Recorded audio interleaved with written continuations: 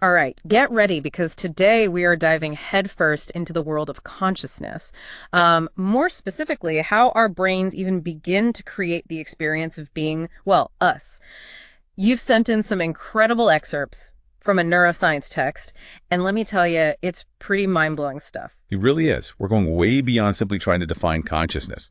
This source material dives right into the nitty-gritty of how it might actually work, and it does it in a way that even someone with zero neuroscience background can grasp. And it all starts with this really vivid example of watching pelicans, which I'm sure many of us have probably done at some point. You know, on the surface, it seems so simple. You're standing there, just taking in the view. But inside our skulls, it's a totally different story. Exactly. The text uses this everyday scene to showcase the sheer volume of brain activity that's happening behind the scenes, even in those moments that feel almost effortless. It really emphasizes how our brains are constantly pulling in information from both inside and outside of our bodies and somehow weaving it all into this one coherent experience. So it's not just the pelicans that you're seeing, but the feeling of like the sun on your skin, the sound of the waves, maybe even the smell of the ocean all the while. Your brain's also monitoring everything that's going on inside your body too. Precisely. And all of that sensory data gets translated into what the text calls images. Now, these aren't, like actual photographs or sound bites that are stored in your brain. Think of them more like specific patterns of neural activity that represent that information. Wait, hold on. So it's not just visual images then? Not at all. There are images for everything you see, hear, touch, taste, and smell. But, and here's where it gets really interesting, there are also images for things like the feeling of your heart beating, your lungs expanding with each breath. Even more abstract concepts like knowing that it's you having these experiences are represented this way too. Okay, so is that where our sense of self starts to come into the picture? Exactly. The text argues that this sense of self, this me-ness, isn't something that we're just born with. Instead, our brains actively construct it. And it all begins with what's called the proto-self. Proto-self. That sounds like something straight out of a sci-fi movie. What exactly is that? So think of it as your brain's constantly updated status report, but on your internal world. It's like this internal sensor network that's always monitoring things like your heartbeat, your breathing, temperature, all those things that your body needs to stay alive and keep functioning. So before we even consider ourselves in the context of like the outside world, our brains are establishing this baseline sense of me based solely on what's happening inside of our bodies. That's exactly it. It's like your brain is saying, okay, before we get fancy, here's what it feels like to simply be a body. That makes a lot of sense. Our sense of self starts with that internal world before it sort of branches out to the external. And this is where those primordial feelings come into play, right? You got it.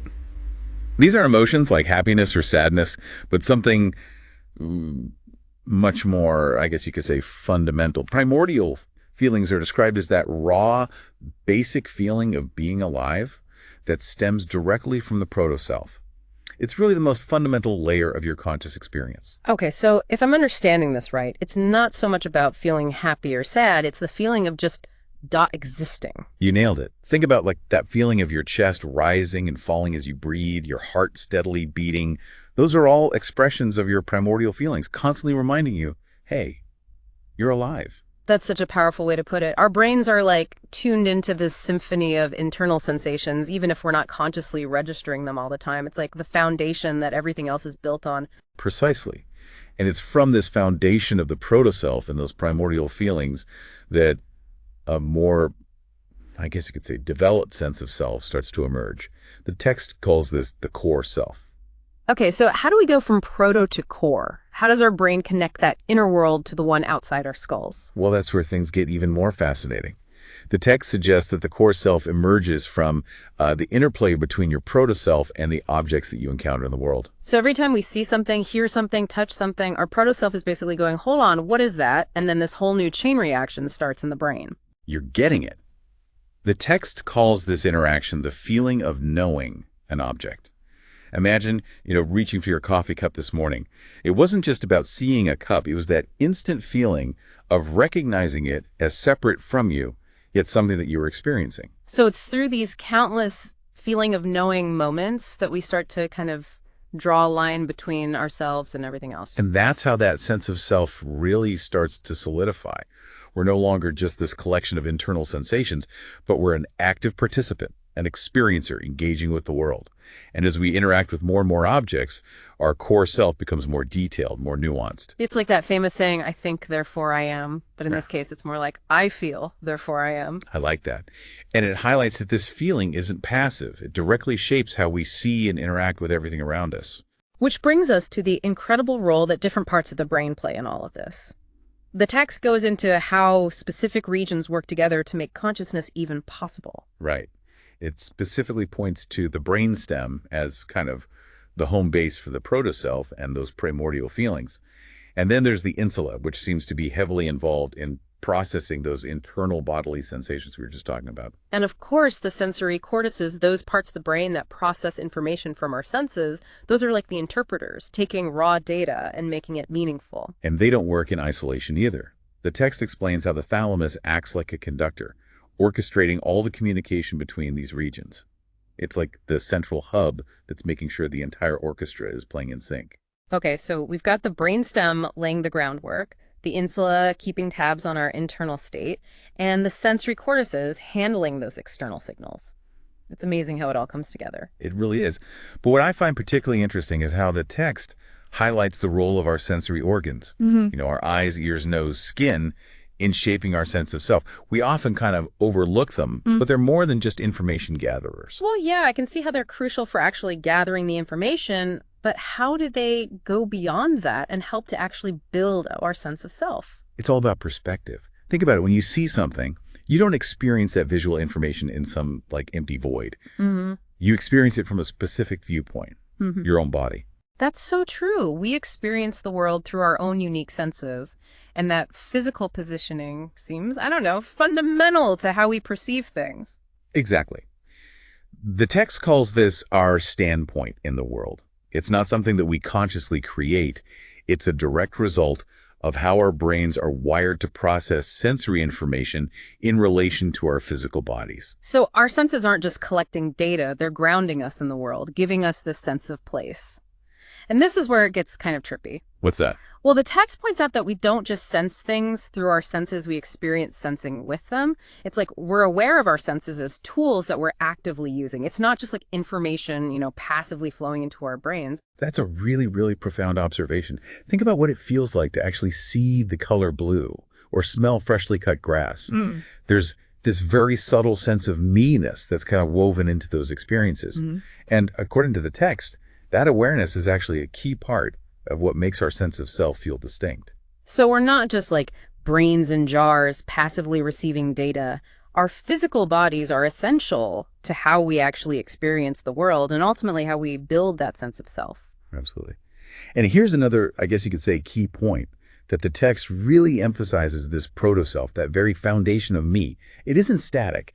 It's being shaped and reshaped by all of our experiences every single day. So it's like our brains are taking in all this sensory information and then running it through the filter of our proto-self and then constantly refining this picture of like who we are in the world. Exactly. And this brings us to a whole other layer of the self that the text touches on, something called the autobiographical self. It's built right on top of that core self, adding a whole new dimension to how we understand who we are. Okay, so if the core self is like all about connecting to the world in this present moment, then the autobiographical self sounds more like it's about our sense of self across time, our memories, our past experiences, the whole story of our lives. That's a great way to put it.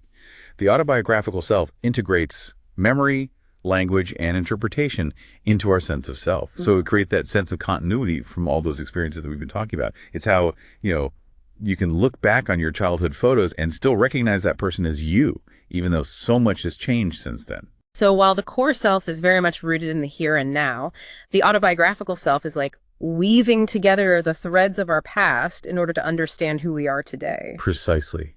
It's how we recognize ourselves as the same me from day to day, year to year, despite all the changes that we inevitably go through. And the text suggests that this sense of self across time is really deeply intertwined with our ability to tell stories both to ourselves and to others. That makes sense. All of our memories, the stories we tell, they all contribute to how we see ourselves.